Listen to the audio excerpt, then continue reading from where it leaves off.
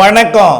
செல்வகுமாரின் அறுவடை விவசாயிகளுக்கான வானிலை முன்னெச்சரிக்கை, அதோடு இணைந்த விதைப்பு, உலர்த்துதல் மற்றும் பூச்சி விரட்டி அடித்தல், பல்வேறு விவசாய பணிகள், பொது பணிகள், தார் சாலை போடுதல், கட்டுமான பணிகள் மற்றும் உப்பள பணிகள், செங்கல் சூளை பணிகள் அனைத்திற்குமான வானிலை முன் எச்சரிக்கை. அதிகாரப்பூர்வ வானிலை அறிக்கைக்கு இந்திய வானிலை ஆராய்ச்சித்துறை அறிக்கையை பார்க்கவும். 2025 பிப்ரவரி 23 ஞாயிற்றுக்கிழமை அதிகாலை பதிவு செய்யப்படும் ஆய்வறிக்கை. காற்று சுழற்சி நீண்ட நாட்களாகவே சுமத்ரா தீபருகே நீடித்துக் கொண்டிருக்க, தென்னரை கோலத்தில் நீடித்த புயல்கள் ஈர்த்து கட்டுப்படுத்தி செயலிழக்க வைத்திருந்த நிலையில மெலிந்த சுழற்சி தீவிரமடைந்து விடுபட்டு புறப்பட்ட நிலையில மேலும் ஒரு காற்று சுழற்சி அதோடு இணைந்து தீவிரமடைந்து இலங்கையை நோக்கி நெருங்கி வந்து கொண்டிருக்கிறது. வரக்கூடிய 24ஆம் தேதி இலங்கையோட தென்கிழக்கு பகுதியில் மழை பொழிவை தொடக்கிடும். நாளை திங்கட்கிழமை. 25ஆம் தேதி செவ்வாய்க்கிழமை இலங்கையின் ஒட்டுமொத்த பகுதிக்கும் மழை பொழிவை தொடக்கிவிடும். வடக்கு கிழக்கு மாகாணங்கள் உட்பட 26ஆம் தேதி புதன்கிழமை கோடியக்கரை முனை, ராமேஸ்வரம், தனுஷ்கோடி, மண்டபம் மற்றும் பாம்பன் உள்ளிட்ட பகுதிகளுக்கும், ராமநாதபுரம் மாவட்டத்தின் ஒரு சில கடலோர பகுதிகளுக்கும், தூத்துக்குடி மாவட்டத்தின் கடலோர பகுதி, திருநெல்வேலி, கன்னியாகுமரி மாவட்டத்தோட வங்க கடலோர பகுதி, சின்னமுட்டம் உள்ளிட்ட கிழக்கு கரையோர பகுதிகளுக்கு மழை பொழிவை தொடக்கிவிடும். அதாவது கன்னியாகுமரி மாவட்டத்தோட கிழக்கு கரை, திருநெல்வேலி மாவட்டத்தோட ராதாபுரம் கடலோர பகுதி, இடிந்தகரை மற்றும் கூடங்குளம் உள்ளிட்ட பகுதிகள் மற்றும் தூத்துக்குடி மாவட்டத்தின் ஒட்டுமொத்த கடலோர பகுதிகள், ராமநாதபுரம் மாவட்டத்தின் கடலோர பகுதிகள், அடுத்தது கோடியக்கரை முனை. இங்கே 26ஆம் தேதி மழை பொழிவு கண்டிப்பாக தொடங்கிவிடும். இந்த மழை பொழிவு 27ஆம் தேதி டெல்டா மாவட்டங்களின் உள்பகுதிகள் வரைக்கும் முன்னேறி தென் மாவட்டங்களின் ஒட்டுமொத்த பகுதிக்கும் மழை பொழிவை கொடுக்க தொடங்கிவிடும். கன்னியாகுமரி, திருநெல்வேலி, தென்காசி, தூத்துக்குடி, ராமநாதபுரம், விருதுநகர், மதுரை, தேனி மற்றும் புதுக்கோட்டை, சிவகங்கை மாவட்டங்களுக்கும், டெல்டா மாவட்டங்களாம் தஞ்சாவூர், திருவாரூர், நாகப்பட்டினம், காரைக்கால், மயிலாடுதுறை மாவட்டங்களுக்கும், அதேபோல கடலூருக்கும் 27ஆம் தேதி மழை பொழிவை தொடக்கிவிடும். 28ஆம் தேதி திருவள்ளூர் கடலோரம், சென்னை, செங்கல்பட்டு கடல் ஓரம் மற்றும் விழுப்புரம் மாவட்டங்களுக்கும் கடலோர பகுதிகளுக்கும், 28ஆம் தேதி அனைத்து தென் உள் மாவட்டங்களுக்கும், திண்டுக்கல், திருப்பூர் மாவட்டங்கள், கோயம்புத்தூர் மற்றும் கரூர், திருச்சி, அரியலூர், பெரம்பலூர். 27ஆம் தேதி அரியலூர், பெரம்பலூருக்கு வாய்ப்பு இருக்கிறது. 28 உறுதி.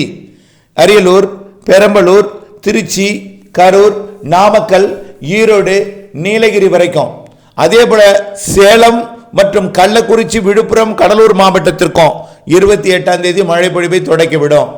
வடகடலோரத்தின் உள்பகுதிகள், அதாவது திருவள்ளூர் மாவட்டத்தின் மேற்கு பகுதிகள், காஞ்சிபுரம் மற்றும் செங்கல்பட்டு மாவட்டத்தின் மேற்கு பகுதிகள், திருவண்ணாமலை, கள்ளக்குறிச்சி, விழுப்புரத்தின் வடக்கு பகுதிகள், திருப்பத்தூர், வேலூர், ராணிப்பேட்டை மற்றும் சேலம் மாவட்டத்தின் வடக்கு பகுதி, தருமபுரி, கிருஷ்ணகிரி ஆகிய மாவட்ட பகுதிகள் வரக்கூடிய 28 தூறல் நனைக்கும் மழை பொழிவுடன் ஆங்காங்கே தொடங்கும் மழை மார்ச் 1, 2 தேதிகளில் ஆங்காங்கே லேசான மிதமான மழை பொழிவை கர்நாடக, ஆந்திர எல்லையோரம் வரைக்கும் எட்டிப்பிடித்து கொடுப்பதற்கு வாய்ப்பு இருக்கிற காரணத்தினாலே கடலோர மாவட்டங்கள் கண்டிப்பாக கனமழை இருக்கிறது. தென் மாவட்டங்களுக்கு மிக கனமழை பொழிவு ஒரு சில இடங்களில் இருக்கலாம். ஆகவே அறுவடை விவசாயிகள் ஏதோ சாதாரண மழை என்று நினைத்து கொண்டு, அதாவது முதிர்ந்த நெல் தானியங்களை அறுவடை செய்யாமல் வைத்துவிட வேண்டாம். ஆகவே முயற்சி செய்து வரக்கூடிய 25ஆம் தேதி செவ்வாய்க்கிழமைக்குள் அறுவடை செய்ய முயற்சி செய்து பாருங்கள். முதிராத நெல் தானியங்களை அறுவடை செய்துவிட வேண்டாம். காரணம், முதிராத நெல் தானியங்களை நீங்கள் அறுவடை செய்தால் விற்பனை செய்வது கடினமாகிவிடும். உலர்த்துவதற்கும் வெயில் இருக்காது. 3ஆம் தேதி தான் வெயில் இருக்கும். ஆகவே இப்படிப்பட்ட அறிக்கையை கண்டு நீங்கள் அச்சமோ பீதியோ அடைய வேண்டாம். அதற்காக என்னை எந்தவித குறையும் சொல்லக்கூடாது. உங்கள் மனதிலே பெற்றிருக்கக்கூடிய அச்சத்திற்காக நான் பீதி ஏற்படுத்துகிறேன் என்று சொல்லக்கூடாது. நான் சொல்வதற்கான காரணத்தை நீங்கள் புரிந்து கொள்ள வேண்டும். முதிர்ந்த நெல் தானியங்களை அறுவடை செய்யாமல் வைத்திருக்கிறார்கள்.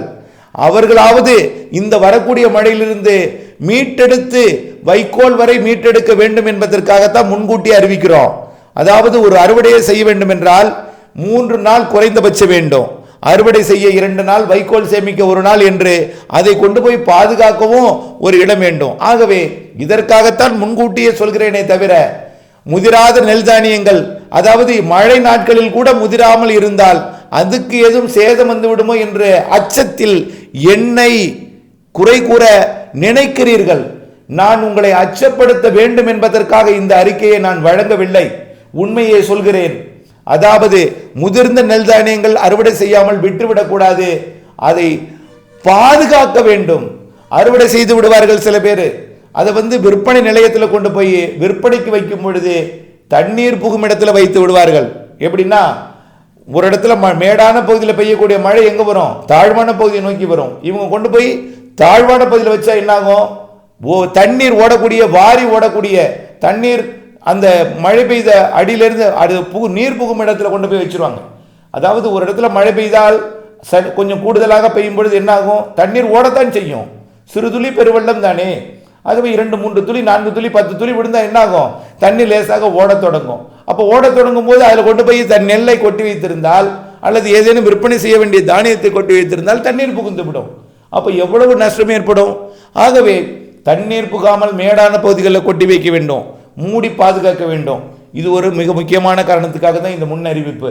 கண்டிப்பாக மழை இருக்கு, ஒரே மாதிரியாக எல்லோருக்கும் இருக்காது, அதையும் நான் அறிவிக்கிறேன். ஒரு மாவட்டம் என்றால் ஒரு இடத்துல கனமழை இருக்கும், ஒரு இடத்துல லேசான மழை இருக்கும், ஒரு இடத்துல மிதமான மழை இருக்கும், ஒரு இடத்துல கனமழை இருக்கும், ஒரு இடத்துல சற்று கனமழை இருக்கும், ஒரு இடத்தில் ஒதுக்கி கொண்டே இருக்கும். அது 2ஆம் தேதிக்குள் அந்த இடத்திற்கும் பொழிந்து விடும். இதுதான் நம்முடைய ஆய்வறிக்கை. குறிப்பாக தென் மாவட்டங்களுக்கும் டெல்டா மாவட்டங்களுக்கும் கண்டிப்பாக உண்டு. உள்ளே போக போக மழை வாய்ப்பு இருக்கிறது, ஒதுக்குதல் கூடுதலாக இருக்கும், மழை பொழிவும் இருக்கிறது என்பதையும், ஒதுக்கி ஒதுக்கி பெய்யும் என்பதையும் நீங்கள் நினைவில் கொள்ள வேண்டும். ஆகவே அச்சம் பீதி கொண்டிருப்பவர்கள் பிரார்த்தனை செய்ய வேண்டும். உங்களுக்கு பாதிக்கக்கூடாது என்ற பிரார்த்தனை தான் செய்ய வேண்டுமே தவிர பீதி ஏற்படுத்துகிறேன் என்று என்னை சொல்லக்கூடாது என்பதை இருகரம் குப்பி கேட்டுக்கொள்கிறேன். அடுத்தபடியாக இப்போ பல்வேறு இடங்கள்ல விளைச்சல் அதிகமாகி நெல் தானியங்கள் என்ன ஆயிருக்குன்னா அபரிமிதமாக அரசு கொள்முதல் செய்து கொண்டிருக்கிறார்கள். ஏன்னா ரொம்ப இக்கட்டான சூழலில் விவசாயிகள் இருந்து கொள்முதல் செய்ய வேண்டும், அந்த கொள்முதல் செய்ய வேண்டும் என்பதற்காக கொள்முதல் செய்து கொண்டிருக்கிறார்கள். ஆனால் அது விவசாயிகளிடம் நெல்லை தன் பெற்று அதை மூடி பாதுகாக்க வேண்டிய கட்டாயத்திலும் கடமையிலும் தற்பொழுது அரசு தள்ளப்பட்டிருக்கிறது. கொஞ்சம் வேதனை தான். ஏனென்றால் எதிர்பார்ப்பை விட அதிகமான நெல் உற்பத்தி ஆகியிருக்கிற நிலையில் கண்டிப்பாக நெல் உற்பத்தி என்பது அதிகமாக இருக்கிறது. அதை மூடி பாதுகாப்பதற்கு உடனடி திடீர் மழைப்பொழிவு, எதிர்பாராத மழைப்பொழிவுகள், இப்படி திடீரென்று ஒரு இடையூறை கொடுப்பது துரதிர்ஷ்டவசமானது தான். ஆனால் இந்த நேரத்தில் நம்ம அதையும் நாம் கணக்கில் கொண்டு மூடி பாதுகாக்க வேண்டும். விவசாயிகள் கைவசம் இருக்கக்கூடிய நெல் தானியங்களை கூட வரக்கூடிய 26 தொடங்கக்கூடிய மழை 27 கொஞ்சம் உள்ளே 28 மார்ச் 1-2 கண்டிப்பாக மழைப்பொழிவு ஒதுக்கி ஒதுக்கி ஆங்காங்கே பொழியும் என்பதை நினைவில் கொண்டு திட்டமிட்ட பணி செய்திட வேண்டும் என்று அன்போடு கேட்டுக்கொள்கிறேன். மேலும் விதைப்புக்கு ஆய்வறிக்கை, விதைப்பை பொறுத்த வரைக்கும் வரக்கூடிய, அதாவது ஒதுக்கி ஒதுக்கி பெய்யும், அதனால ஏற்கனவே இருந்த அதாவது ஈரப்பதம் காய விடாத அளவிற்கு தான் வானிலை இருக்கும். தற்போது இருக்கக்கூடிய வெயில் 2 நாளில் முற்றிலுமாக விலகிவிடும். ஏற்கனவே இருக்கக்கூடிய ஈரப்பதம் நிச்சயமாக காய்வதற்கு வாய்ப்பில்லை. கிழக்கு காற்று நுழைந்துவிடும் என்பதனால வெயில் அந்த அளவுக்கு இருக்காது.